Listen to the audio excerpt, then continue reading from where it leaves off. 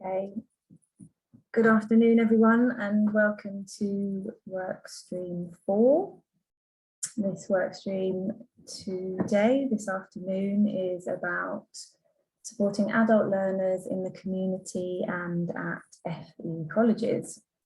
My name is Claudia Lusardi and I am the Outreach Hub and Communication Manager for Study Higher, and I'm pleased to be chairing the panel today and introduce our two panelists, Olivia Garvey and Fiona Chappell, both of whom work at the University of Leeds in the Lifelong Learning Centre.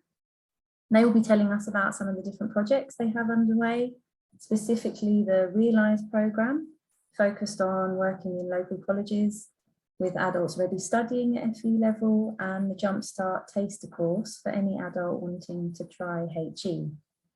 So, some quick housekeeping to let you know how the workstream will work. We'll spend 15 minutes on each presentation. So 15 minutes for Olivia and 15 minutes for Fiona, and then the final 15 minutes will be open for questions. So please do put any of your questions in the chat. So, in order to begin, I'm going to hand over to Olivia, who'll be able to share her presentation and start us off. Olivia, over to you. Good morning, everyone. Thanks very much for joining us for our session this morning. I'm just going to find my PowerPoint, which for some reason I can't find. Just bear with me for 1 second. Oh, there it is. Okay, hopefully you can see that now. I'll just put it to full screen. Okay, so as Claudia has said, we're going to be talking initially about one particular piece of work that's very long established at the Lifelong Learning Centre at the University of Leeds. And that's something that was originally called Realise when it was an AIM Higher funded piece of work. And now it just forms the medium-term stage of our work with adult learners in local communities around the Leeds and West Yorkshire region. So I'm Olivia, I work at the Lifelong Learning Centre along with Fiona. And the Lifelong Learning Centre is basically the hub for mature and part-time students at Leeds University. So we have a remit as a service to support all the mature and part-time students at Leeds, and also as a school running various pathways and programmes for adult and part-time students.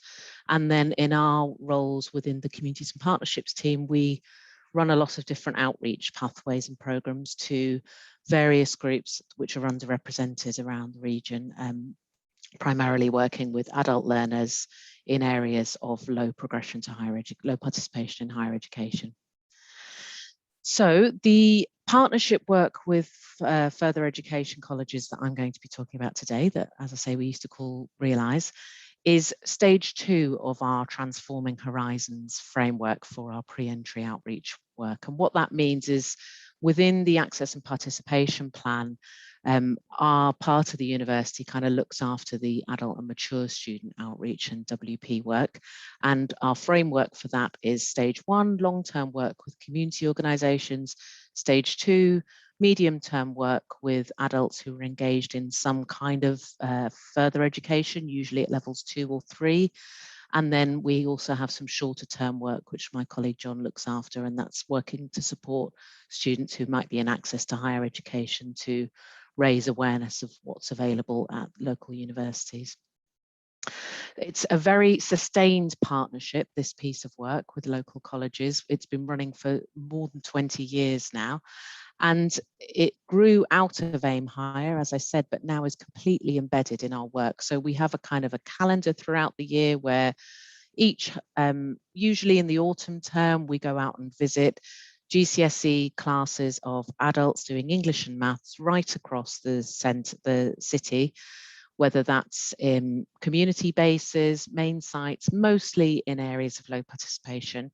And we're raising the idea of higher education as a realistic option with people and inviting them into study sessions and also tasters on campus. So we work with GCSEs, we also work with some of the vocational pathways, so cash level 2 and level 3, teaching assistant and childcare courses. And for many people, it's very much the first time that anyone suggested to them that university might be a possibility. So the learners that we're engaging with are anywhere between 20s and 70s.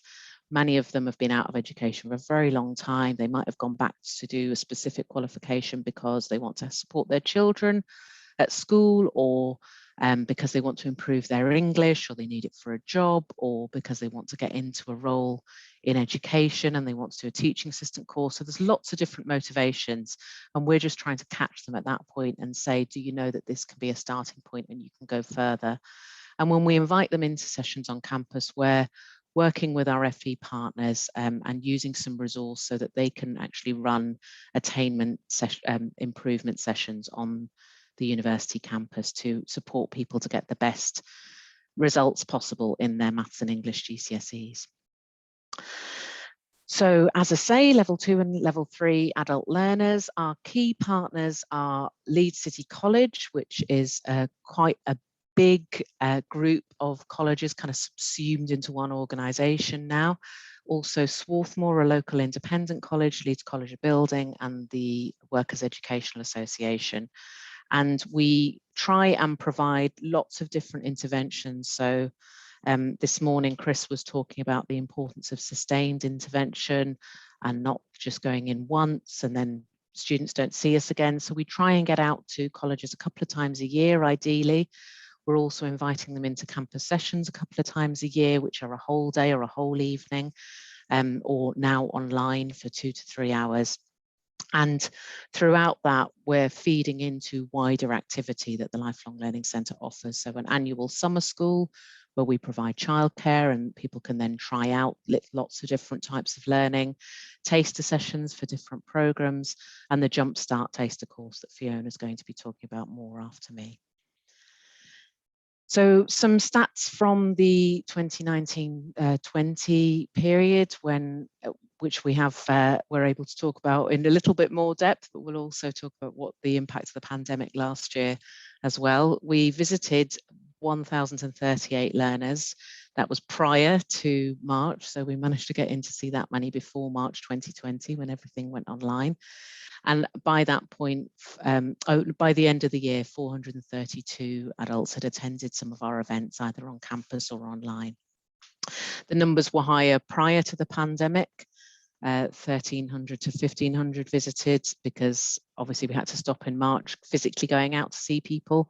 And we'd normally go again and see other groups, and we'd normally get more like 500 to 600 attendees. So you can see that there was a hit in terms of numbers, but not maybe as high as we thought we might. We thought there may be more of a cut in people who could actually come to attend our events. On average, about 10% of participants in these activities progress to the University of Leeds the following year, but that figure doesn't capture those who progress elsewhere.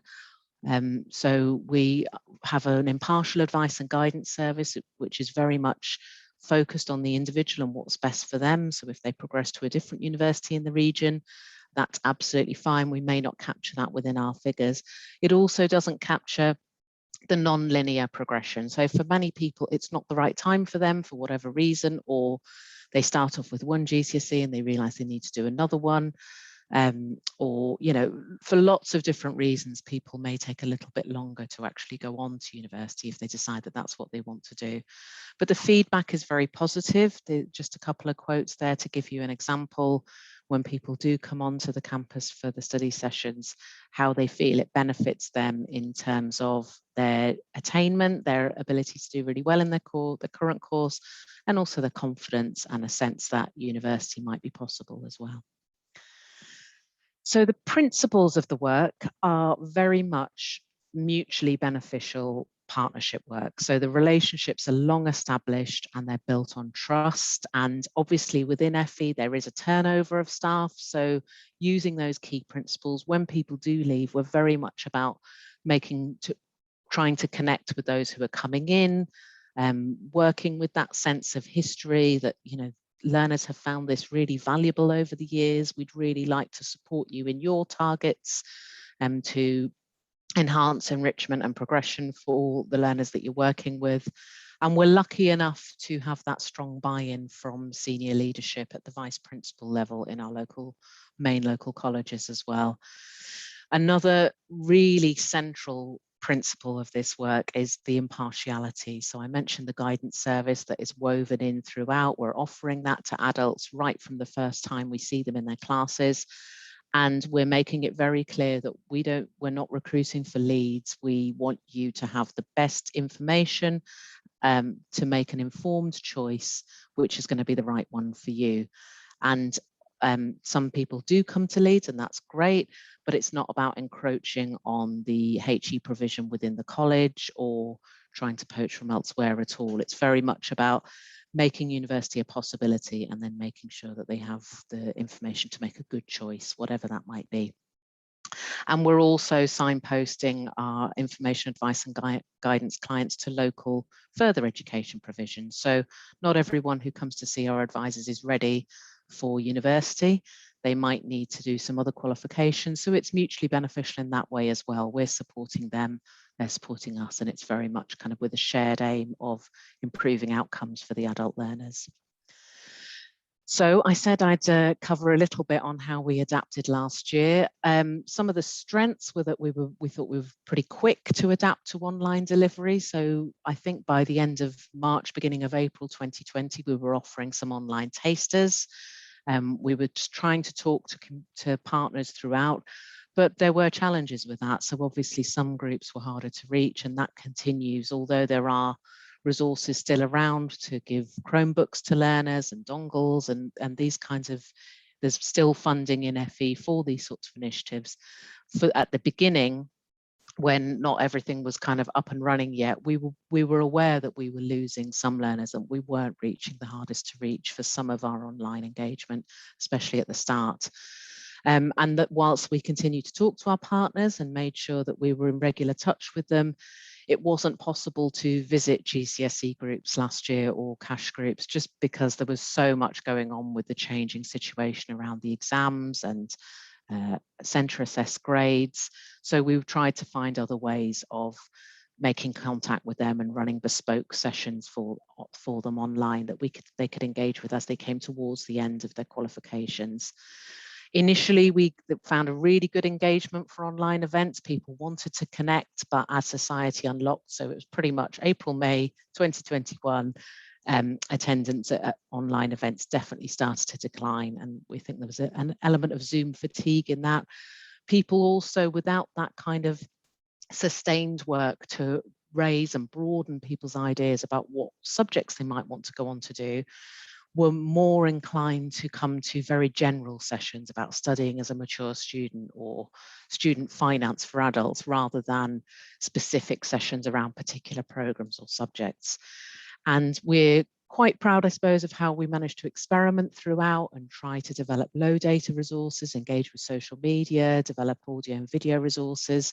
But we could do as much as we could do, but our community partners and FE partners were often very much in survival mode, and very few groups were meeting either online or face-to-face, particularly outside of FE and in our community work. So there wasn't always the work and provision for us to connect with. And while survival mode was the main modus operandi, educational progression wasn't always the key thing that people were thinking about. Two-minute warning, Olivia. Thanks very much, Claudia. So just a couple of things to finish off. So we were pleased to develop new skills and new practice and reach some new groups, but we're very much thinking about where we go from here, and we're looking at a hybrid outreach model this year to continue to add value. So as we move forward, we're just thinking about how we can support our partners, and more broadly, and particularly as numbers in further education are declining. We did have a meeting with a local college yesterday, and they said they're okay. The numbers are kind of where they should be, more or less, but I think nationally across adult education, numbers are down. So we're trying to think in a very broad way about how universities can add value to local adult education provision, how we can bridge gaps. Chris again was talking about lost learning, and obviously that's affected adults, not just children in schools. raising awareness of options, providing a taste of higher education in lots of different creative ways, and supporting progression in that very holistic, student-centered way, acknowledging the lack of confidence for a lot of people's starting point. And it's all about relationships. That's kind of what I'd like to leave you with. They were key before, they were key throughout, and they'll continue to be the main thing on which any work like this has to be built. And you'll know that, I'm sure.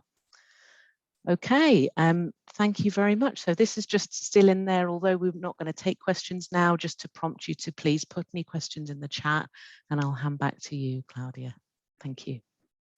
Thank you, Olivia. So without further ado, I'm very quickly going to hand straight over to Fiona and give you the permissions so that you can begin your presentation. Thank you, Claudia. I will just share my screen.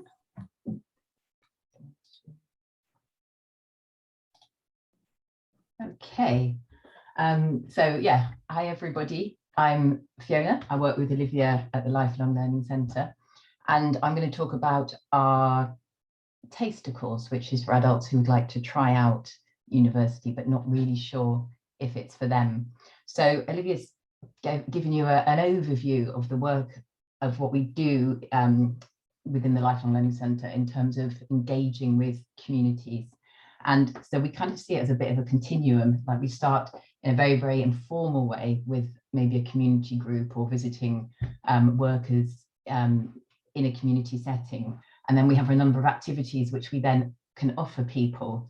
And in some ways, the Jumpstart course, our taster course, is something that's almost at the end of the continuum when people are really getting ready to then apply for university. So people who do Jumpstart might have often done a lot of other activities with us, such as our work with FE or work with community organisations. They might well have had a guidance appointment as well, or they might be looking at that during the course. So I will continue. There we go. So this photo, I think, gives you a bit of a flavour of the Jumpstart course. We try and make it fun and informal, but also, people are learning. This is one of our chemistry sessions with our chemistry tutor, Felix, who, as you can see, likes really exciting chemistry activities. But what I'm going to talk about is what we do, why we do this, how we've adapted this year, and what we're taking forward. So again, it sounds like sustainability is very much a theme today, so we're going to be thinking about that as well. Okay, so just in a little bit more detail. So the Jumpstart is a free, non-accredited, it's 6 to 8 week course. It's been running for about 10, 11 years now. It's been face-to-face until last year when we moved on to Zoom. And I have to say, after a few initial misgivings, I really enjoyed it. And I think there's a lot of potential in working online. Obviously, we're always thinking about the digital divide as well, though. This year we're running it's going to be blended, but mainly face-to-face. So we will be using some asynchronous technology for people to kind of share their work and get a taste of digital skills, which are now part of the essential skills. And really the history of it was working again with our FE partners. As Olivia said, we've been working with them for many years, and it kind of came up as a result of our partnership. The acknowledgement is like, what is there between adults studying at level 2 in community education to give them an idea of really the next step if they're considering university. So it's a bit of a bridging the gap type of idea. And yeah, so we run the course twice a year. We're running one in November, and then we're going to run another one in February this year.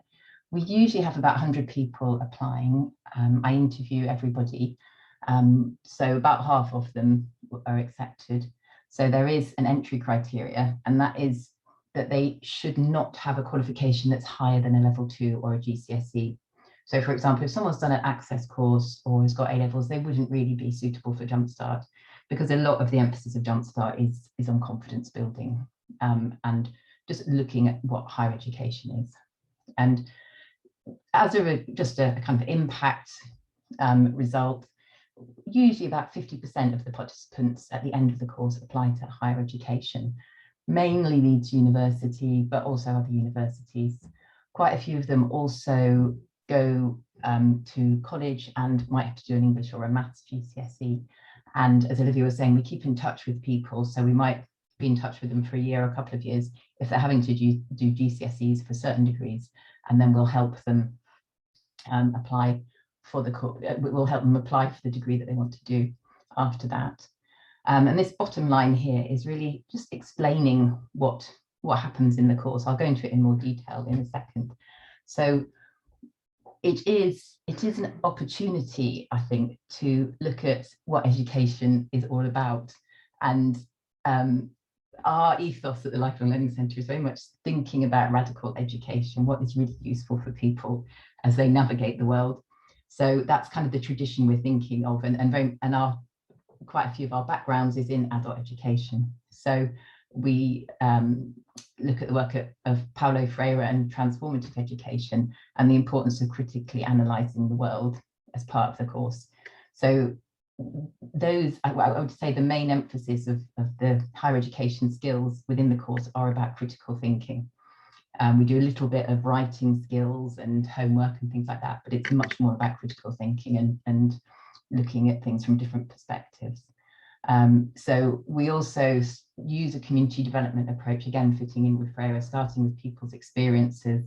They're an expert in their lives, what they're bringing to the course. There's a lot of discussion. It's a very informal course. It's certainly not the old model of the university tutor with all the answers. And yeah, there's a big emphasis on building confidence and a sense of belonging, which I think is so important. So next slide. So this again, I thought this was probably a more of a kind of summary of what we do on the course. So I'm going to talk about these blue boxes going around, and the first thing that we do is we agree on a group contract so that we can create a safe space for discussion, because again, it's that opportunity to discuss difficult topics in a safe way that is kind of so lacking in many ways today. Particularly we all think of social media and how polarized that is, and everyone's expected to take a position and be able to defend it and not change their position. So we really, really emphasize that everybody has the right to talk about their opinions, unless it's in an offensive way, of course. And this is very much coming from kind of ideas of Socrates and the importance of questioning. That's really what it is. And kind of fostering a non-judgmental attitude. So I think one of my kind of, if I think the course has gone well, people will have told me they've been able to change their opinions on things. And I think that's a really important point. So bottom right here, we've got critical thinking, that's kind of woven throughout the course, and reflection. So again, it's looking at people's previous experiences, usually of education, reflecting on them and understanding them a little bit more broadly if they've never had the chance to. So if they went to a school that was not a good school, why was that? Because I think people, I'm sure you'll agree, a lot of adult learners blame themselves if they didn't succeed perhaps at school. So it's looking at the kind of broader socioeconomic and political context.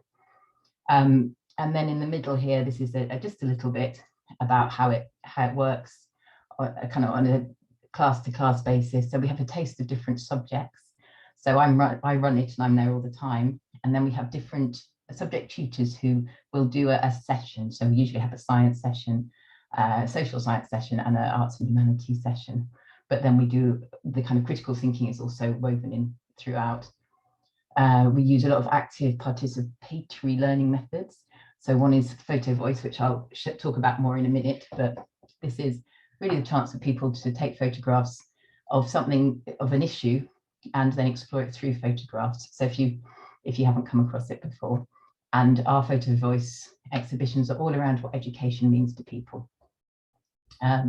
So yeah, back to confidence, building support for each other. That's incredibly important, and learning from each other. as well as the kind of academic and digital skills. And yeah, cross-cultural understanding, which is so important, which again, you'll see within our photo voice example, which is here. So this is just a screenshot from one of our photo voice exhibitions. We use a Padlet for it. So people post photographs of what education means to them and why it's important. And then we spend a session talking about it. And it's absolutely fascinating because, of course, everybody has different ideas and different points of view, and it's such an important learning point for everybody. So I'll just quickly have, I mean, you can read these for yourselves, but I'll just highlight a few things. So looking on the left-hand side, we've got one of the students posted this picture of Africa and African American movies, and this was a really kind of excellent point for people to discuss and start looking at ideas of colonialism and imperialism and the media. And you can see the comments below. People have said that, you know, it's an education for me. The media have a lot to answer for, you know, talking about representation. So there was an awful lot to talk about there. And the one next door, the comment next door, the pink one that you can see there, I think it just sums up how important education is to people, and how people are able to see it as such an important opportunity to change their lives in many ways. So she said at the end, beating the cycle of failure within my family. And I must say, we also have student volunteers who come along and share their experiences with us, our learning champions, and they will often talk about their learning stories and their learning journeys, and that can resonate very much with people. So I think we can, there's kind of echoes of that there. So the next picture was of a jacket one of the students made, and it's absolutely amazing. I think we were all kind of so impressed by it, and she put all the causes that she finds really important: equality, love and acceptance for every living thing, no matter of colour, gender preferences, species, sex, religion. Everyone deserves to be treated equally, which was such a powerful statement for her to put on. Fiona, sorry to interrupt, but we've got about 2 minutes. Thank you. I will zoom ahead a little bit. So you can see anyway the kind of, I think, the kind of power of photographs and how you can explore that in a group. So these were just some quotes from people, just really demonstrating the confidence, belonging and learning. Again, you can read them yourself. I particularly like the comment on the right hand side, which shows, I think, the importance of critical thinking to people, and how it's kind of enabled them to take alternative views and get new perspectives. So you can see this student was really excited by the idea of critical thinking. And just very quickly, how we updated last year. So again, it was such a big learning curve for all of us. We used the phone a lot because people didn't always have internet devices that they could use regularly. We did a lot of community building at the beginning on Zoom, lots of activities, lots of silly activities, like the sillier the better, just getting people relaxed and learning. We had lots of breaks. We did kind of grounding exercises and breathing exercises, and also always looking for low-tech solutions, so people didn't have to be trying to work out how to open new tabs on their phone or you know, download certain things. So sometimes we were just drawing pictures and holding them up to the screen. And again, looking at how the different digital resources can complement each other. So the Padlet along with the live sessions. This was a little bit of feedback from the online learning. Some people loved it. They really enjoyed being in breakout rooms together. Some people felt a lot more confident. However, as we know, not everyone loves online learning. Some people really dislike it. Some people really struggle with the whole digital skills and may not have good internet or good devices, because this is non-accredited. They're not registered students, so they don't have access to the support that university students have. So again, just thinking about sustainability, we've tried to take elements from the face-to-face and the online and blending them. So it's, in some ways, it's been a really good opportunity to explore the online. We're thinking about an online only course for those who can't access university. It's sustainable in that it's mainly my time, and then we have our guest tutors who drop in and do a session at a time. And it's just, we're also looking at different ways we can support students. So I particularly like the telephone. I think it's quite a great way of talking to people rather than kind of seeing people's faces online all the time, which can be distracting. But having said that, it's so nice to start seeing people face to face again. So that's really that. So yeah, I think we're now into the question time. So I will stop sharing my screen. And thank you. Any questions? Thank you. So we do have a question that's already been put in the chat that was for Olivia. So potentially you have had a little bit of time perhaps to look at it if you've seen it, Olivia. It's from Shmuel. Apologies if I've mispronounced your name. And if I understand the question correctly, it's about sort of understanding or being able to see if the adult learners that you've worked with have been through sort of a journey of self-realization during and after the end of the learning process. Thanks, Claudia, and for that question, Shmuel. I would say that that's our bread and butter, really. That's the bit of our work that we're really passionate about, which is trying to address the kind of ingrained inequalities, not just around access to education, but people's perception of whether university is for them. So we're lucky enough, because we have this continuum of work that Fiona talked about, the framework that where we might engage somebody when they're doing some very informal first steps learning in a community organisation, say, for example, a family learning group in their children's school, then through engaging with us and meeting some of our learning champions and coming to an event on campus, they may decide to go and enrol on a GCSE, and then we'll meet them again when they're doing their GCSE. They may do another GCSE, they may come onto campus a couple of times for tasters, they then might progress on to Jumpstart, and then after coming through that, they're kind of at the point where they start to see higher education as a realistic possibility for them, and then they enroll on a degree, and then we might recruit them as a learning champion to be a volunteer kind of ambassador to encourage others, to inspire them to say, well, my experience is very similar to yours, it's possible for me with this type of support, this is how I've benefited.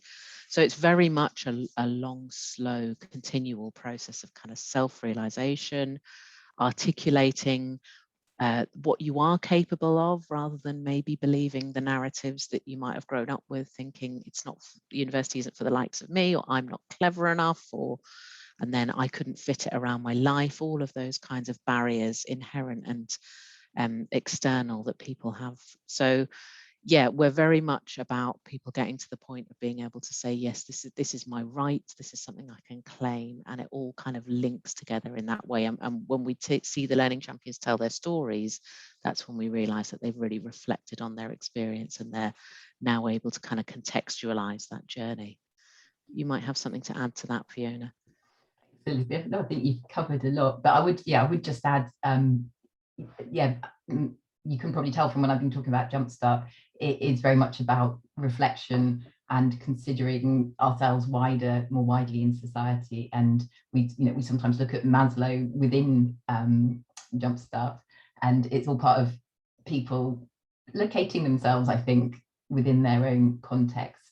And yeah, and I think through reflection and critical thinking, it is a bit of a journey for people, and I think they come to, there can be some very powerful realizations for people about what they want from their lives, that they actually don't want what they've been doing or what they've been told they should be wanting, and actually education could well be an option for them to change their lives. And it's not just in Jumpstart, it's in, like Olivia said, it's within all our work, whether it's an informal group in a community centre or a group who've just come to visit the university. So yeah, so I think that's a really good question. Thank you. Thanks, Fiona. And I will encourage everybody to put any questions they have in the chat, but I do have a couple myself. Fiona, it sounds like your Jumpstart program, for example, is oversubscribed. And I just wondered if you ever have any problems with recruitment, and if not, how have you got to a place where you've been able to sort of recruit adult learners onto your programs, especially considering some of the barriers they might feel to re-engaging with education? Yes, yeah, and we've built it up gradually over the years. And just to say, the people who don't do the course, we refer to guidance and other provision as well. I think it is through our partnerships, so which are, you know, we are very kind of, we work very closely. We're well known with our partners, whether they're community organisations or with our GCSE partners. Because, as Olivia was describing, we've already engaged usually with a lot of adults working in FE. We've then got a really good base of people who might be interested. So a lot of Jumpstart students are also doing their GCSEs at the same time. So in some ways they're on that pathway. But then we also have a lot of referrals from workers, like, for example, through the jobs centres or jobs and skills groups will send people to us. And I think it's also got to the point where there's a lot of word of mouth. So we've got students who've done Jumpstart and are now studying with us or have finished with us, who will recruit new people for us. So we are really fortunate. We know that we're in that situation.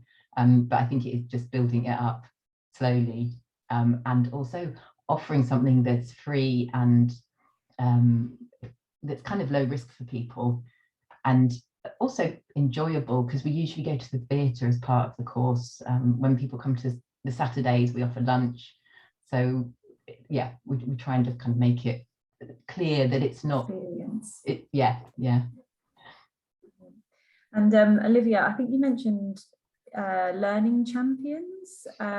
So are they, just to make sure I've got that clear, adult learners who've progressed already, and I'm assuming they then can be role models for other people? And I'm wondering how important you feel it is for adult learners to have those role models, and how easy it is to recruit them to become learning champions.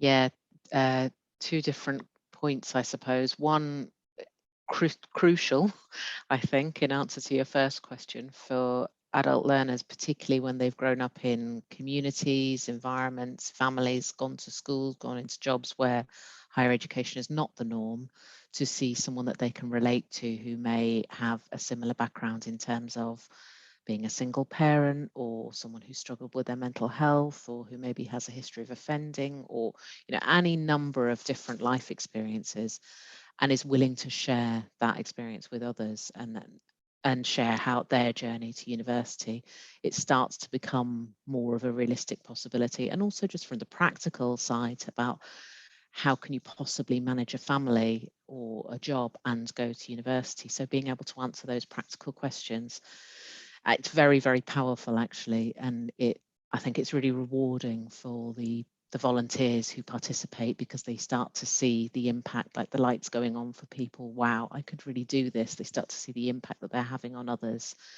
In terms of how easy it is to recruit, that's a very pertinent question right now, because we've just been talking to our tutors about going to see their first year classes, where the adult mature part-time programs that the LLC and other parts of the university run. It's much easier if they've been through our outreach work and had contact with learning champions, because they can see the impact that those volunteers have. So that's an incentive. We also try and really support our volunteers so that we do training and induction work with them. They're able to, if they do, there's no requirement to do a certain amount of hours, because mature students tend to be incredibly busy and have lots of competing priorities. But if they do manage to do either 15 hours for part-time student or 30 as full-time in 1 year, then the Learning Champion opportunity is recognised as part of the Higher Education Accreditation record, and goes on their degree transcript. So there's all these kind of incentives, plus we can support them with their employability, introduce them to lots of organisations locally, provide references. Sometimes people aren't confident enough at the beginning of their degrees to start doing something like this, but they might build up to it, and we try and offer lots of different ways in where they can just come and join us for lunch or pop into an online session and just be around to listen to the kinds of questions people have, or speak to someone one-to-one, and then maybe get to the point where they're talking to whole groups. But obviously it's a great experience for them in terms of developing their public speaking skills and maybe pushing themselves out of their comfort zone a little. So it's not always easy, but usually we get there, and we try to get a really nice, wide, diverse group of volunteers to represent the body of learners that we might be engaging with. And just to say, it's lovely that we almost have it. It's like a kind of cycle now. People will say, "Oh yeah, you were my learning champion, and that's why I'm at university, and I'm now really inspired to be a learning champion and talk to other people." So we've got it's almost kind of generational in a kind of way. They are very much a community.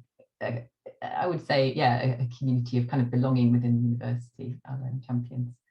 And we have had good feedback from employers as well about the skills people have developed. I mean, I'm potentially dominating the chat now, but if anybody has a question, please do put them in. But what that really kind of, I have it in my mind though, for any uni connects that potentially are in the room, or anybody who's new to working with adult learners, is that from your presentations, it's clear that it's been a long period of establishment, and there's been cycles. It's not something that can be created, for example, in a year, which is how long our UniConnect funding is confirmed for in the first instance. But there's also quite a lot of expertise and quite high level pedagogical thinking. I can get that word out. And I'm just wondering about the expertise of the teams that are involved in working with adult learners, and what the backgrounds are in terms of being able to support with things like motivation and confidence. A lot of it sounds like coaching. A lot of it sounds like being able to work on the psychology of a learner as well as the content of what they learn. And I'm wondering if that is true for the people who do engage in working with adult learners, how much they do have to have that expertise in their repertoire as well. I think, yeah, it's great that you've put it all like that. It makes it sound, but I think it's working with the whole person, isn't it? That people, and then acknowledging that education isn't perhaps the biggest thing in their life at that point, and they might not have had a good experience, and they've got all these other stuff going on, but there is a possibility at some point. And yeah, and I think also your point about building up, I think there is building it up slowly, and it's also looking out for perhaps quicker wins that a university can do in terms of offering its resources to communities.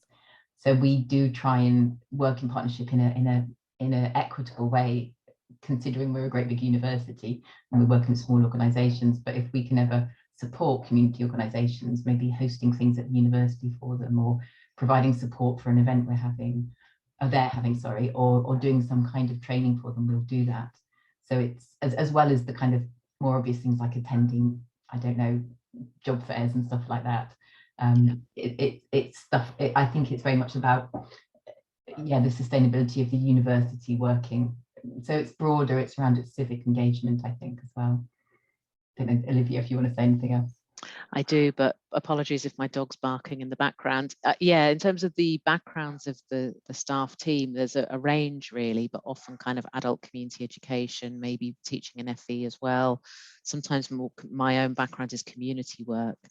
And I think but that doesn't go for everyone in our team. And I think it's less important necessarily what you've done in the past, and more important that you have a kind of an understanding of structural inequality and not approaching things from a deficit perspective, because I think that's what we're trying to shift in people's own perspective, is that it's not your fault that you haven't been able to achieve earlier in life, and it's not about a deficit or a lack of skills. It's very much about a capability approach of what can we do, you know, with the right support, what would you be able to achieve, and empowering people to have a strong identity that's theirs within an institution that might seem like quite an elitist place. So not trying to kind of transform people into something to fit a Russell Group university, but to still be authentically who you are and have a network of people who kind of endorse you within that organisation, and that you belong, a community of belonging, I suppose. And I think, sorry, this is a long-winded answer to the question, Claudia. I think just listening to people, like sometimes people will say, no one's ever asked me what I want out of my life. And just listening to people and not saying where you've got to go, not being a recruiter for university. And I guess that's the beauty of UniConnect. It is an impartial group, although it's raising awareness and aspirations for higher education. So I think being somebody who could be trusted just to listen and be there for people to just share their ideas and perhaps their aspirations that have been crushed out of them by life very often, and say, well, actually, yeah, of course, that is not of course, but it is a possibility, and this is what you could do. So yeah, so maybe that's a lot around coaching, perhaps. Yeah. Well, thank you, Fiona and Olivia, for those really uplifting final comments. We have now come to the end of the work stream.